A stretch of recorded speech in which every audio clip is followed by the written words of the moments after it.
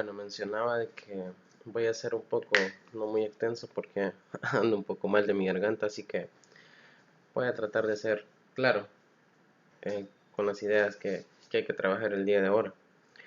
Bueno, el día de ahora se propone hablar un poco acerca de la motivación hacia el aprendizaje de lo que son las matemáticas. Esta un tema bastante importante porque, bueno, recordemos que todo lo que nosotros hacemos y cómo lo hacemos, el factor que incide directamente es la motivación, es decir, qué tan motivado me siento para realizar una labor, una tarea. Entonces, es ahí que es necesario considerarlo como un tema aparte y ver cómo influye este tipo de motivación a la hora de aprender lo que es matemática. Bueno, entonces, eh, bueno, hablamos un poco acerca de lo que es la motivación hacia el aprendizaje de la matemática, como lo mencionaba. Comúnmente eh, hacemos una pequeña introducción, pues, y mencionamos ahí que la motivación es un tema que lo han estudiado muchísimos autores a lo largo de la historia. Dentro de ellos podemos mencionar Abraham Maslow, Douglas MacGregor, David MacLean, Edwin Lutt, Victor Broom, Skinner, etcétera. Y todos estos han desarrollado muchas teorías acerca de la motivación y directamente cómo esto influye en lo que es el comportamiento humano, eh, cómo es su respuesta de acuerdo a la motivación que presenta en ese momento. Entonces, lo que se tratará de hacer es dar algunos conceptos enfocados, pero en este caso en el área de matemáticas, porque es la área que nos interesa. Eh, y pues, la cual el área de matemáticas siempre ha presentado un grado alto, un índice alto de lo que es desmotivación. Y pues tratar de definir algunas estrategias que permitan cambiar un poco eso en cuanto al aprendizaje de matemáticas. Entonces, primero comenzamos haciendo lo que es una pequeña definición de lo que es motivación o que comprendemos nosotros por motivación en este caso. Pues se considera la motivación como una fuerza que actúa sobre el individuo en su interior y origina que se comporte de una manera determinada, dirigida hacia las metas, condicionados por la capacidad del esfuerzo de satisfacer alguna necesidad individual.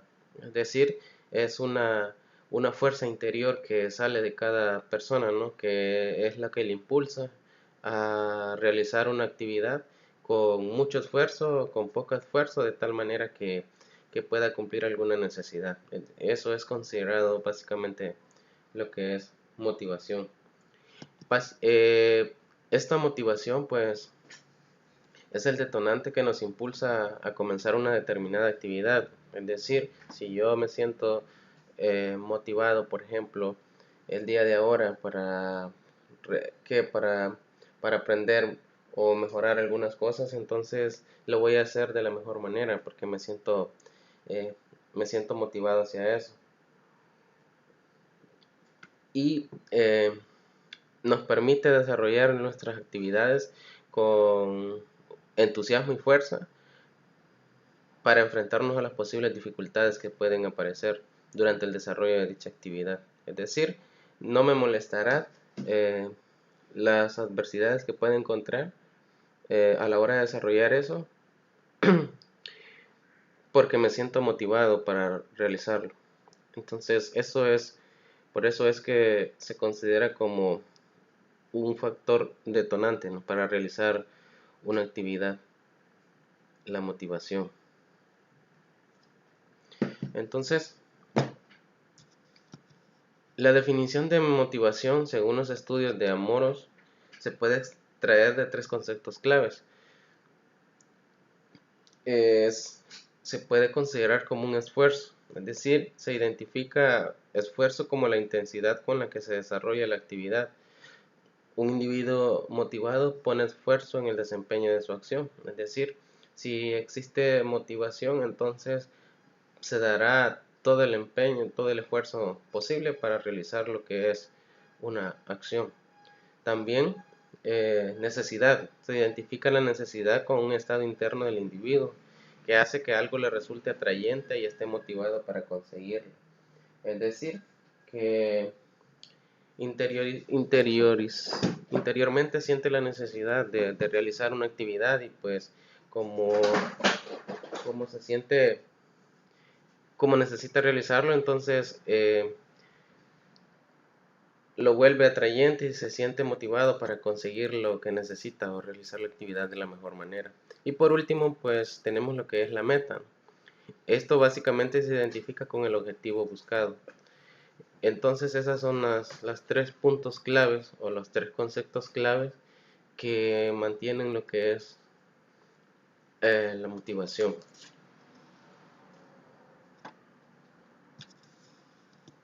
Entonces, debido a esto, pues podemos concluir que la motivación es el elemento esencial en el momento de desarrollar las actividades, dado que ante un mayor entusiasmo, mayor resistencia a las dificultades. Por lo tanto, la ausencia de motivación puede ser perjudicial a la hora de realizar una actividad.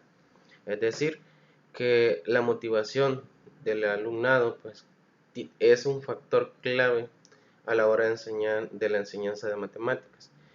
Porque si están motivados para realizar alguna actividad o comprender un nuevo tema, pues así será el empeño que ellos pondrán a adquirir el conocimiento, a realizar lo que son los ejercicios. Pero si no se sienten motivados, entonces eso puede ser sumamente perjudicial a la hora de aprender un nuevo concepto.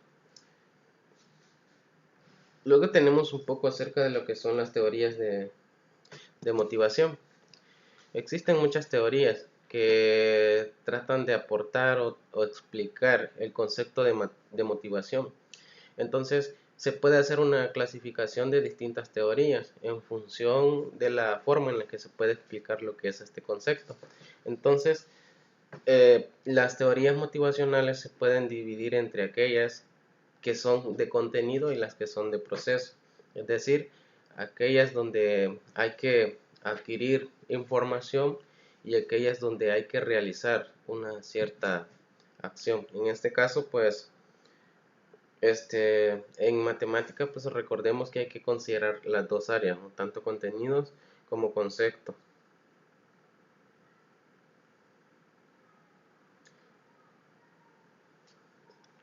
Entonces, pues, se plantean algunas teorías sobre esto y pues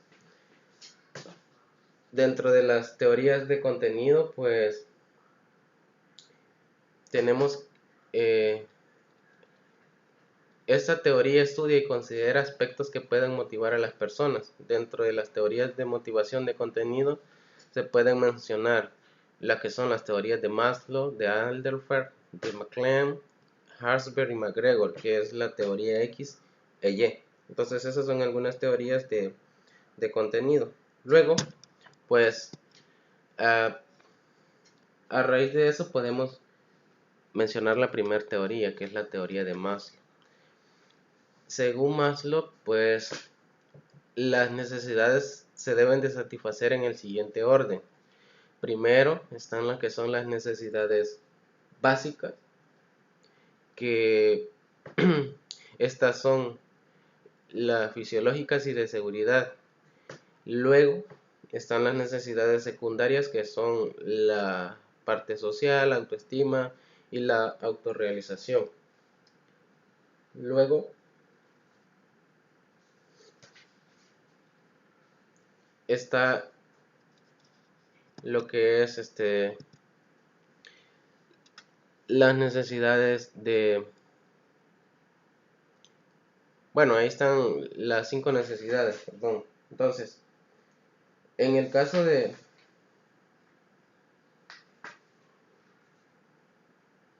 las necesidades fisiológicas, pues las necesidades fisiológicas están basadas en lo que es alimentación, agua, abrigo, etcétera. Luego, las necesidades de seguridad, pues, son aquellas necesidades de sentirse seguro, protegido, tener vivienda, empleo, etcétera. Luego están las necesidades sociales, que sabemos que son aquellas necesidades de desarrollo afectivo, de asociación, de adaptación, de afecto, intimidad, etcétera. Luego tenemos lo que son las necesidades de autoestima, que son las de reconocimiento, confianza, respeto, tener éxitos, etcétera. Y por último está la autorrealización, que es un desarrollo de potencial. Entonces esas son la segunda teoría de Maslow. Luego, un aspecto importante de esa teoría de Maslow es que una vez satisfecha una serie de necesidades, estas dejan de fungir como motivadores. Esto implica que para motivar a los trabajadores en la realización de sus labores es necesario permitirles satisfacer sus necesidades insatisfechas. Es decir, según esta teoría, él considera de que una vez como va la motivación está dada por necesidades, pero una vez satisfecha la necesidad, pues esa deja de ser una motivación. Es decir, que, por ejemplo, si estamos en una clase y nuestro objetivo es aprender, por ejemplo, a resolver una ecuación lineal, pero si logré resolver la ecuación lineal, eso deja de ser como motivación, porque ya mi necesidad ya fue cubierta y es aprenderla, entonces eh, ya no va a ser una motivación aprenderlo porque a lo mejor ya puedo hacerlo. Por esa razón es que muchas veces el, el dejar grandes cantidades de problemas que son repetitivos, es decir, que se resuelven de la misma manera, tiende a ser incluso un poco aburrido porque ya sé cómo se resuelve el primero y de la igual manera se resuelve el segundo ejercicio y así sucesivamente, entonces pierde como la esencia de, de lo que es la motivación. En cambio, si es una guía estructurada en donde para realizar el primer ejercicio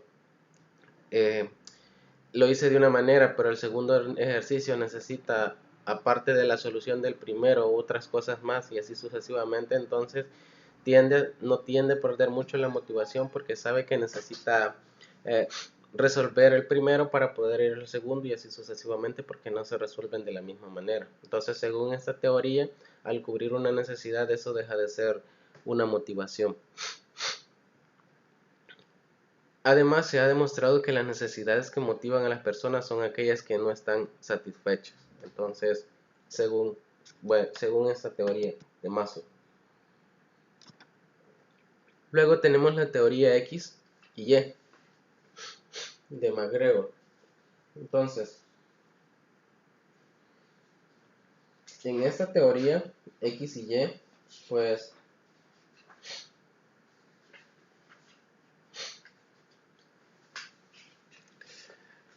Douglas McGregor desarrolló una teoría según la cual existen dos formas diferentes de ver a los individuos.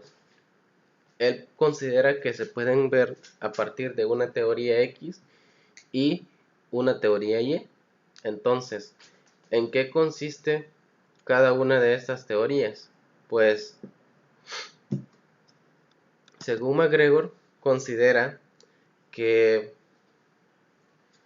la teoría X pues está marcada por el carácter profundamente negativo, es decir, son las cosas negativas de un individuo. Él considera que los individuos bajo esta teoría X pues son vagos, no les gusta el trabajo, no tienen metas a alcanzar, no asumen responsabilidades, por lo tanto se les debe obligar e incluso amenazar mediante castigos para que realicen su trabajo. Eso es el caso de la teoría X. Luego la teoría Y, pues, tiene un carácter más positivo. Considera que las personas en general, pues, tienen interés en realizar su trabajo y son capaces de desarrollar la creatividad y de asumir responsabilidades. Esta teoría no contempla la necesidad de obligar mediante castigos a un individuo para realizar su trabajo, ya que considera que éste es capaz de realizarlo por voluntad propia. Es decir, es como separar la teoría X, la parte negativa, y la teoría Y, la parte positiva. Entonces, algunas características de los individuos de teoría X es que son personas perezosas e indolentes, huyen al trabajo, evaden la responsabilidad para sentirse más seguras, necesitan ser controladas y dirigidas, son ingenuas y no poseen iniciativa. En cambio, la teoría Y pues son todo lo contrario. Se esfuerzan y les gusta estar ocupadas en el trabajo. Es una actividad tan natural como divertirse o descansar. Es decir, para ellos el trabajo es, uh, es tan es tan motivante que sienten que se divierten o se relajan realizándolo. Las personas buscan y aceptan responsabilidades y desafíos, pueden automotivarse y autodirigirse, son creativas y competentes. Entonces, este tipo de cosas comúnmente también nos encontramos en el aula. Dentro del aula tenemos estudiantes que los podemos catalogar como teoría X y también tenemos estudiantes que los podemos catalogar como teoría Y. Es decir, y pues esta clasificación pues hay que tener ciertas maneras de poder trabajar con ese tipo de estudiantes.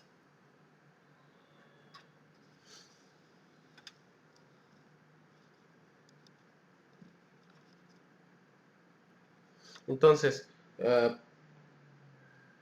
si nos vamos a lo que es la docencia, pues en la teoría X, pues no hay motivación ni se lucha por conseguir algo. Por lo tanto, el estilo de enseñanza que brindarán estos docentes con esa teoría, pues serán establecer normas rígidas y si es necesario van a utilizar amenazas o castigos para sus estudiantes.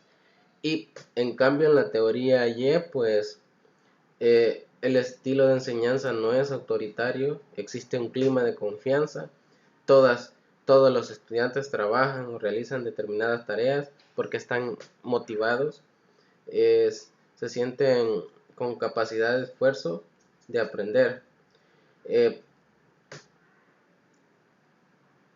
Y en este caso, pues el placer que sienten al realizar lo que es el trabajo, la tarea, pues los motiva a realizar. Entonces esa es la teoría X y Y. Luego tenemos la teoría de MacLean. Pues este señala que existen tres motivaciones en las personas, las cuales son aquellas necesidades de logro, motivaciones de poder o necesidades de poder y las necesidades de afiliación. Entonces, pues las necesidades de logro, pues esta es la tendencia que se tiene a vencer obstáculos, superar dificultades, luchar para lograr el éxito, por triunfar, y las personas con necesidad de logro se preocupan por mejorar y por obtener buenos resultados en este caso. Luego tenemos las necesidades de poder, que bueno, dentro de las necesidades de logro tenemos el deseo de la excelencia, un trabajo bien realizado, aceptar responsabilidades y pues en el caso de las necesidades de poder dice que tienen algunas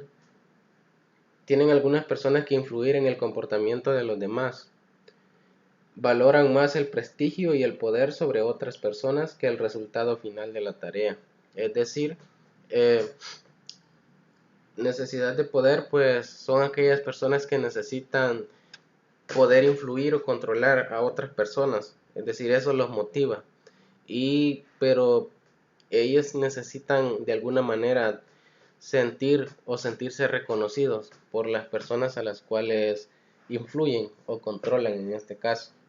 Y pues algunas características es que les gusta sentirse o considerarse importantes, buscan un prestigio o un estatus, les gusta eh,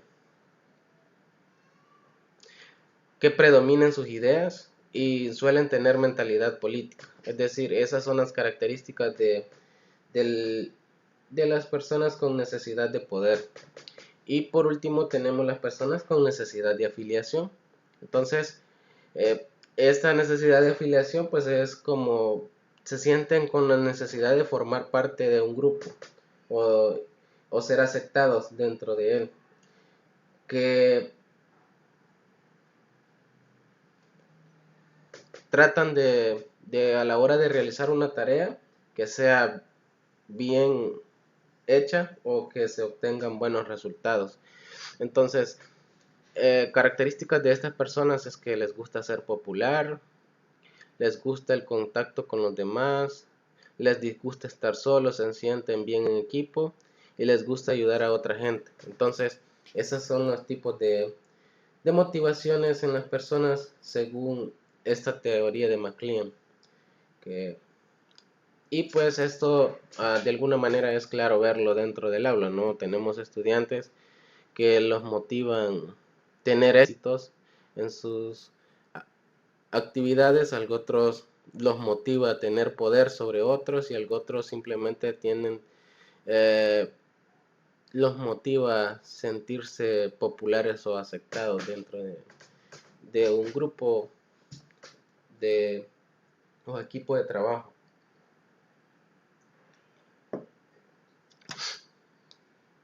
También tenemos lo que es la teoría de proceso.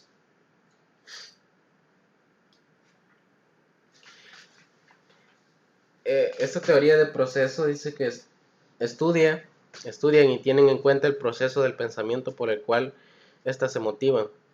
Estas clasificaciones pertenecen a diversas teorías, como la teoría de fijación de metas de Edwin Lube, la teoría de reforzamiento de Skinner y la teoría de expectativas de la evaluación cognitiva. Es decir, todas las teorías que estaba mencionando anteriormente, pues eran teorías de contenido, pero ahora vamos a ver lo que son las teorías de proceso. Es decir, vamos a ver cuáles son las teorías por las cuales se motivan. Es decir, dentro de ellas tenemos la teoría de fijación de metas de Edwin Lube. Esta teoría pues se basa en que la importancia que tiene la motivación de una persona el que realice la tarea dirigida hacia una meta. Es decir, una persona bajo esta teoría es aquella que se siente motivada al cumplir una meta o al tener una meta. Entonces, un aspecto que aumentará todavía más la motivación de la persona es que exista la retroalimentación, es decir, que vaya conociendo los resultados obtenidos a medida va realizando su tarea. Bajo esta teoría, pues considera que las personas se sienten motivadas cuando fijan una meta y logran alcanzarla y le da un plus, es decir, una motivación adicional aparte de la que ya tienen. Si a medida van desarrollando su proceso, pues van viendo o conociendo sus resultados. Es ahí donde vemos que tenemos estudiantes en el aula que cuando se les va mostrando sus notas y van saliendo bien, se sienten motivados a seguir esa tendencia o a seguir mejorando continuamente. ¿Por qué? Porque tienen una meta fijada y es la que les motiva a seguir. Y considera que para que la fijación de estas metas sean útiles, estas deben de ser metas específicas, deben de ser difíciles y desafiantes, pero posibles de lograr, no metas imposibles en ese sentido. Luego tenemos la teoría de reforzamiento de Skinner.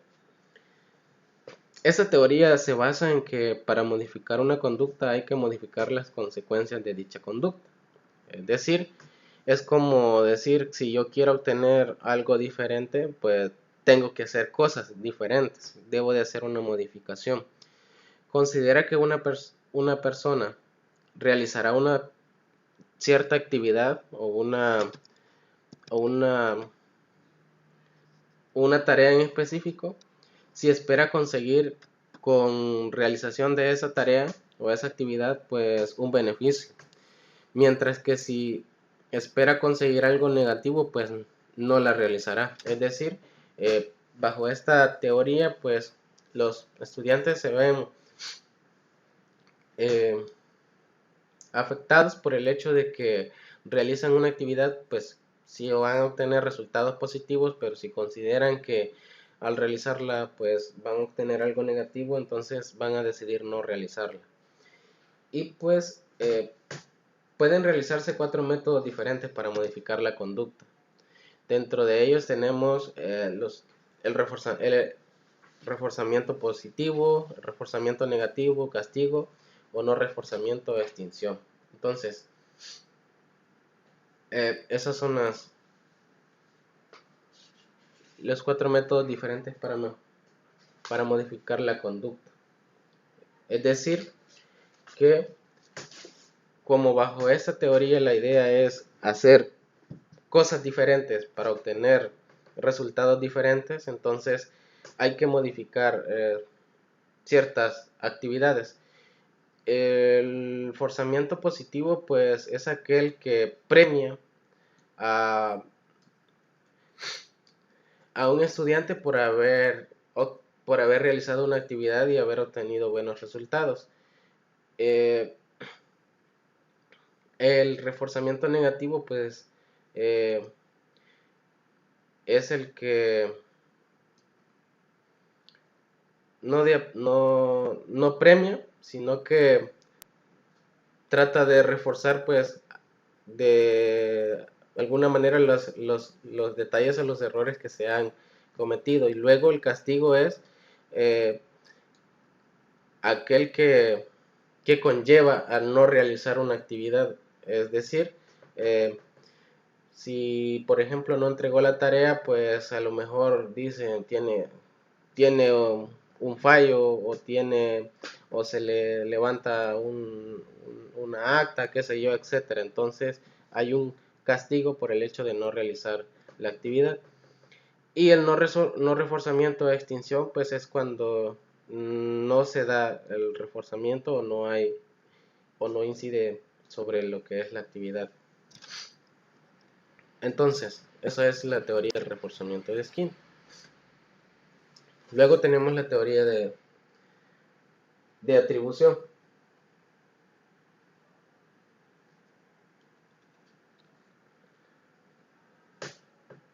Dentro de la teoría de atribución, pues en esa teoría se señala que los resultados, ya sean positivos o negativos, son atribuidos a factores internos y externos, que a su vez pueden ser estables o no, en función de la atribución que se realice de un resultado, pues se producirá una serie de sentimientos de orgullo, de satisfacción y grandes expectativas, o sentimientos de insatisfacción y pobres perspectivas de futuro. Entonces, es decir, esa teoría de atribución considera que existen dos factores internos y externos y los resultados pues se dan a partir o la atribución que se toma cada persona depende de los resultados obtenidos. Una atribución interna pues tenemos que la conducta se debe a factores internos tanto como personalidad, estado de ánimos, una actitud. Pero los factores externos pues son aquellos que se deben ya sea al entorno, a la situación o la necesidad que los rodea. Es decir,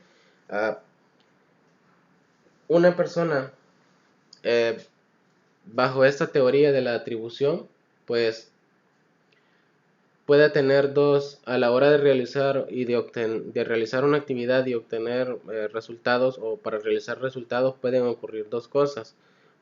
Pueden producirse sentimientos de orgullo y de satisfacción y tener grandes expectativas, o sentimientos de insatisfacción y pobres perspectivas de futuro. Entonces, dentro de ello, pues algunos se ven influenciados por conductas de personalidad y de estado de ánimo y de actitud que son propias del estudiante, pero muchas veces estos se ven influenciados por el entorno, es decir, por los amigos, por los compañeros con los que convive, con los que trabaja, etcétera, y debido a una cierta situación, es decir, a algún problema eh, familiar o de sociedad, y también se ven afectados por la sociedad que los rodea. Esta teoría de la atribución considera de que cuando, por ejemplo, en una clase, en un aula, existen grupos de estudiantes en donde comúnmente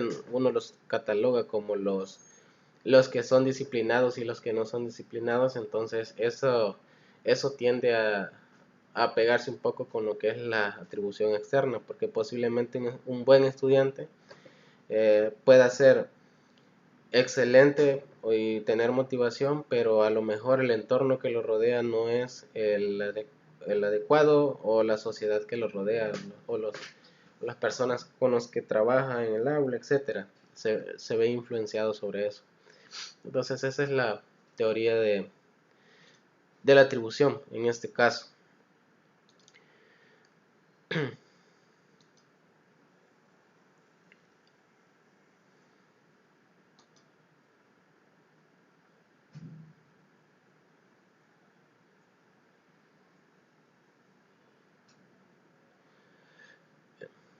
Entonces,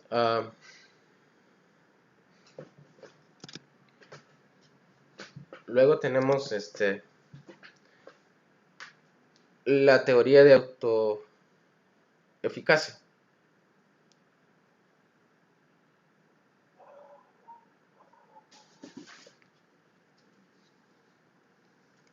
Pues según esta teoría de autoeficacia, estas teorías se considera que se da en aquellos individuos que juzgan sus propias capacidades y consiguen una autopercepción de las mismas, los cuales lleva a aumentar o disminuir su motivación. Es decir, son aquellas personas que viven haciéndose un propio juicio de ellas mismas, que muchas veces esos juicios que se realizan pues les ayuda a aumentar su motivación, o a disminuir la motivación que poseen en este caso. Entonces, la fragilidad que le brindan estas autopercepciones se pone de manifiesto en los deportes más competitivos, en el momento en el que se producen derrotas. En estos casos, la labor del entrenador y del entrenamiento es básica para disminuir esa posible pérdida de eficacia, así como para disminuir la autopercepción negativa. Es decir, que bajo esta teoría influye mucho las creencias de las propias capacidades en el modo de pensar, sentir y actuar de las personas. Dentro de esto, pues, la autoeficacia se puede reducir a un pequeño cuadro que está por acá, en donde si la autopercepción es positiva, uh, las conductas y las capacidades se van a mantener en un estado ideal, pero si lo que percibe de él mismo es negativo, entonces, es decir, es más su percepción y sus conductas y sus capacidades menos, entonces será una percepción de esa persona demasiado atrevida. Es decir, en este sentido juega un papel bastante importante,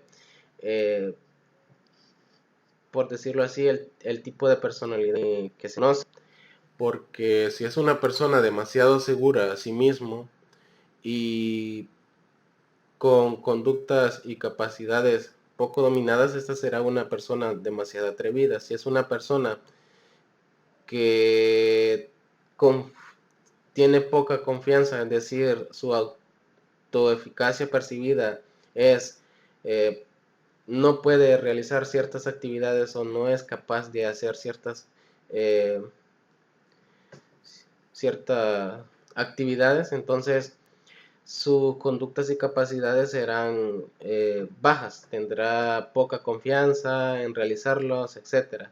Y si su percepción de ella misma es negativa y sus conductas y capacidades también son negativas, esa persona será pues una persona tímida, con miedo, etcétera. Entonces, en ese sentido, pues eh, existen muchas personas que comúnmente ellas mismas sirven como un obstáculo, ¿no? Que ellas dicen no lo puedo hacer, es que no soy capaz, es que es como, como la percepción que tienen sobre ellos mismos, pues es bastante baja, y eso influye en lo que es la motivación para realizar lo que es una actividad. Pues luego está la teoría de las expectativas. Esta teoría de las expectativas pues va más que todo aplicada al mundo del deporte. En este sentido pues significaría que un deportista estaría motivado para realizar un esfuerzo considerable cuando considera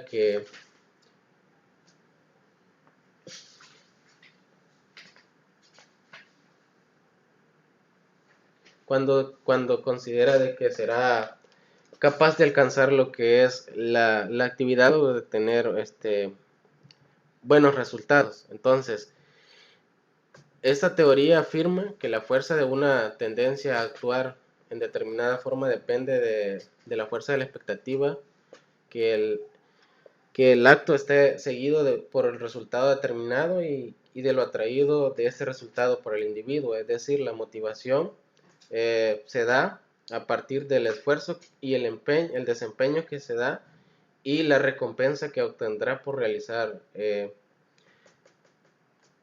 dicha actividad. Entonces, esas recompensas permitirán satisfacer la meta personal de, de, de una persona.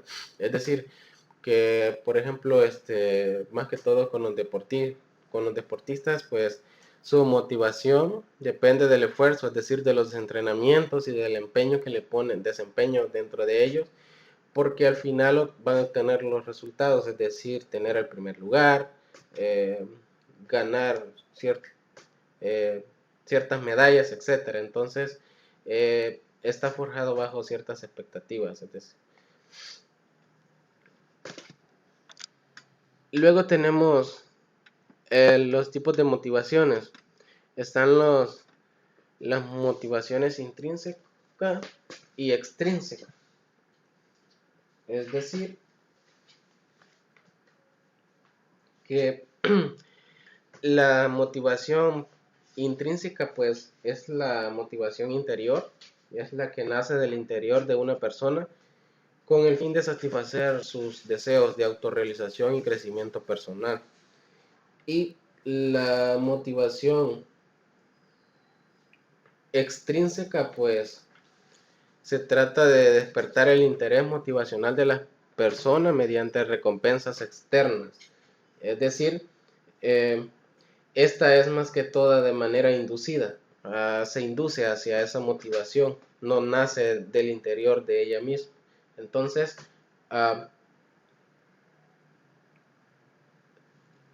esta motivación extrínseca pues se puede ser relacionada bajo tres tipos. Una que está relacionada directamente con la autoestima, es decir, para lograr que un estudiante desarrolle una actividad o haga un cierto trabajo, pues tengo que motivarlo y de manera a mejorar su autoestima para que realice lo que es la actividad. Entonces, y pues mejorar su autoestima le permitirá sentirse motivado para realizar lo que es la la actividad.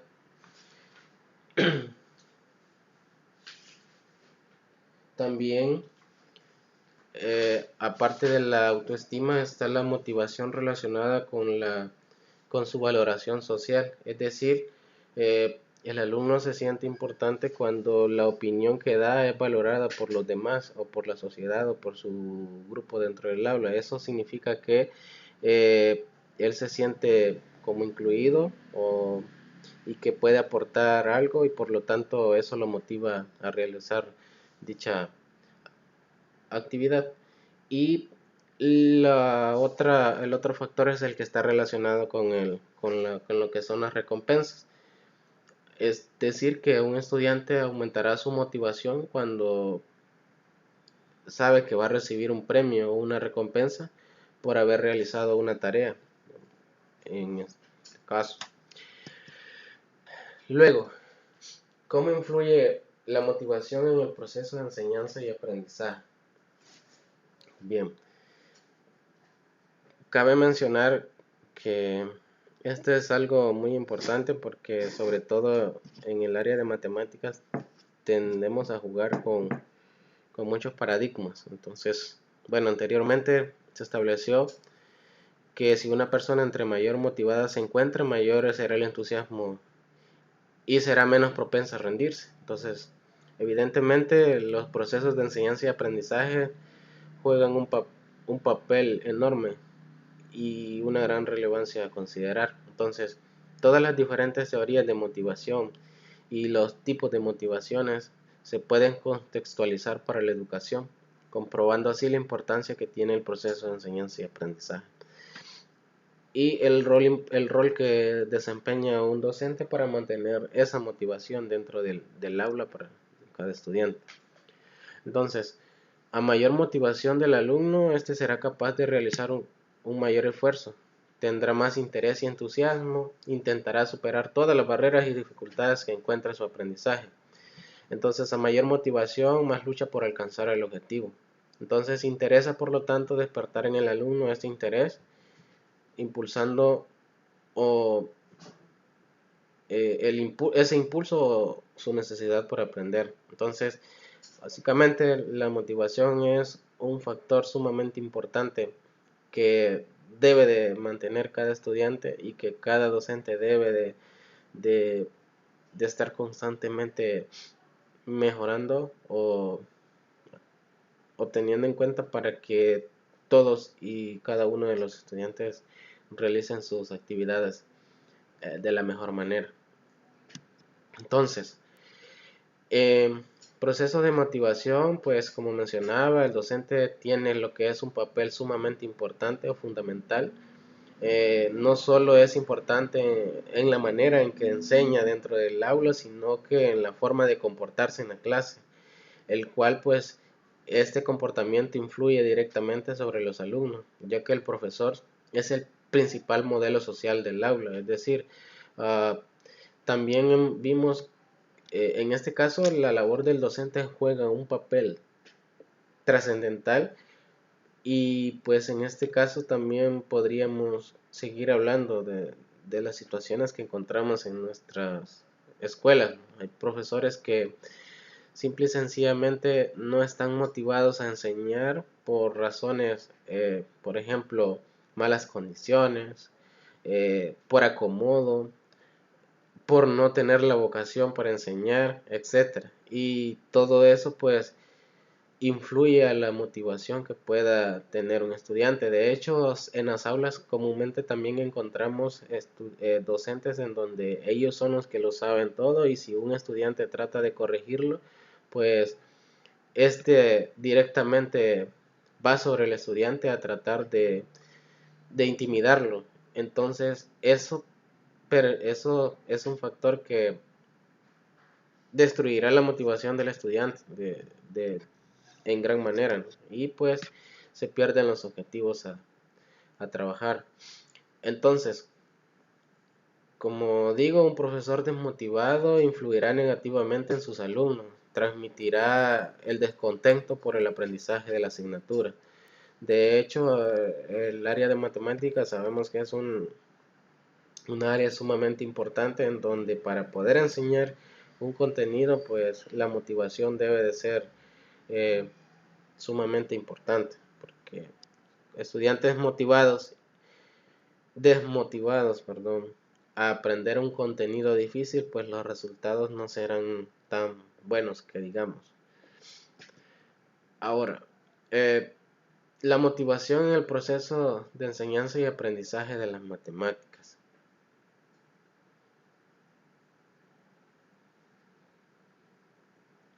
Entonces, bueno, ahí aparece un cómico que la profesora pregunta, el que no haya entendido que levante la mano. Pues levanta la mano un niño y dice, veamos, Manuelito, ¿qué no has entendido? Y él responde, desde marzo hasta ahora nada. Es decir, eh, si de un inicio perdió la motivación porque no entendió algo, entonces esa la sigue llevando y llegando y al final pues termina por no adquirir eh, nada, a lo mejor de lo que es la asignatura. En este caso, de matemáticas. Ahora, acá la motivación para aprender matemáticas, pues comúnmente nosotros como eh, profesores o interesados sobre el área de matemáticas, siempre tenemos a jugar contra lo que son las opiniones que se dan dentro de la sociedad. Para nadie será raro escuchar dentro de una población que las matemáticas son difíciles. Es decir, cualquier persona que uno le pregunta, mira, ¿y qué estás estudiando matemática? ¿Y por qué te gusta eso? Si eso es difícil, etcétera. Y empiezan a darse muchos comentarios sobre eso. Entonces, como lo mencionaba, que son difíciles, no cualquier persona puede lograr esa área. Entonces, al escuchar todo ese tipo de comentarios dentro de una población, pues, ¿qué sucede? Muchos niños y jóvenes a medida van creciendo van asimilando esa imagen de lo que son las matemáticas, es decir, sin necesidad de involucrarse o incluirse dentro de esa área, pues para ellos eso es difícil, eso es complicado, eso no es para cualquier persona, etcétera. Y al final terminan considerando todo eso como la imagen verdadera de lo que es la matemática. Es decir, todo mundo en nuestra casa, nuestros padres, donde sea, mencionamos la palabra matemática y a todo mundo le duele la cabeza, porque es la imagen que se ha creado por la sociedad. Ahora, eh, eso significa que nosotros podemos hacer la diferencia, es decir, podemos empezar a transmitir la idea de que matemática no es lo que todo el mundo piensa. Es decir, en realidad matemática es la que genera una, una biyección para poder estudiar cualquier disciplina que nosotros querramos estudiar posteriormente. Es decir, lo fundamental que todo eh, y que, bueno, eso sería a nivel mundial prácticamente, se va considerando que entre menos matemáticas sabe es mejor. En realidad debería de ser lo contrario, ¿no? En países sumamente potenciales, yo he visto programas de asignaturas en donde todas llevan lo que son materias numéricas. En nuestro país, carreras como psicología o leyes no incluyen materias de matemática, pero por ejemplo en países como Costa Rica sí incluyen ciertos contenidos de álgebra que, que se desarrollan en carreras como derechos o leyes porque consideran que desarrollar el pensamiento lógico es esencial para desenvolverse en sus áreas. Entonces, digo, el pensamiento, la concepción de lo que es matemáticas no solo es transmitido por las personas, sino que también los medios de comunicación influyen sobre esto. No nos dejarán mentir que en series aparecen, en series de televisión, cine e incluso en publicidad, siempre aparecen la mayor parte de veces eh, tratando de hacer alguien relacionado con matemáticas como una imagen negativa. Es decir, cuando, por ejemplo, nosotros estamos viendo una serie, una película o una publicidad, algo relacionado con matemática, pintan a esa persona como alguien raro, como una persona solita, como extraño, no muy amigable, como una persona que usa lentes, que anda, no sé, desarreglado, es así, es decir, eh, es una, es una manera de cómo todo influye y todo percibe lo que es matemática, ¿no? De hecho, eh, comentando así a grosso modo, comúnmente uno pregunta, ¿cómo ves a alguien que estudia o cómo consideras a un matemático? No, esa persona es rara, no habla con muchas personas, piensan que es alguien así como un tipo, un nerd, ¿no? Que anda los lentotes y todo eso así. Entonces, todos esos estereotipos son creados no solo por la sociedad, sino por los medios y por todo el mundo. Entonces, ¿qué sucede? El niño que está sufriendo sentado haciendo números y más números y totalmente incomprensibles, esas son algunas cosas que aparecen como en publicidad, por ejemplo. Entonces, todo eso va generando un estereotipo sobre lo que son matemáticas. Entonces, al final los niños adolescentes son influenciados por múltiples agentes, la familia, el colegio, los amigos, los medios de comunicación, el entorno social, etcétera. Todos esos tienen un concepto o un estigma sobre lo que es matemática. Y pues lamentablemente la gran parte de todos esos agentes que influencian a lo que son los niños o adolescentes, todo el mundo tiene una imagen negativa de lo que es matemática. Entonces, por lo que los niños jóvenes tienden a adoptar esa creencia negativa y empiezan a ver la asignatura como una materia, como una materia difícil, incomprensible, que no sirve para nada, no se consideran capaces de asimilarla, etcétera. Es decir, genera múltiples factores todo eso. Entonces, algunos ejemplos de esas imágenes o de esto que menciono se da así como en resumen. Todos los comentarios que fluyen son matemáticas, una asignatura difícil, rara, que no entienden. Una asignatura que no les entra en la cabeza. Una asignatura llena de X e Y, fórmulas incomprensibles, etc. Los problemas matemáticos se resuelven por un único camino. Eh, un conocimiento reconocido y valorado socialmente, un conocimiento importante para conseguir un trabajo. Es decir, son los comentarios que fluyen eh, o las imágenes que se tienen sobre matemáticas.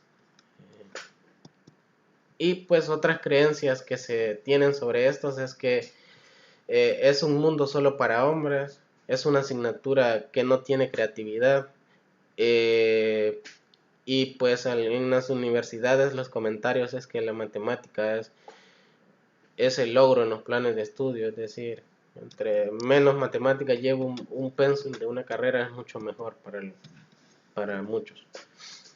Entonces, un autor nombra las siguientes creencias. Primero, no solo los genios comprenden las matemáticas, tampoco solo los genios comprenden matemáticas, solo existe un único modo de resolver un problema, existe una respuesta correcta para cada problema matemático. Entonces, y pues, partiendo de todo esto, pues es necesario romper esa resistencia a la matemática y romper los falsos mitos que la rodean. Es necesario sembrar en las personas la importancia que tiene la utilización y los beneficios cognitivos que genera en cada persona, en cada niño, el poder aprender matemáticas. Entonces, por eso es un trabajo que debe iniciar desde la postura docente, que es el experto de la asignatura.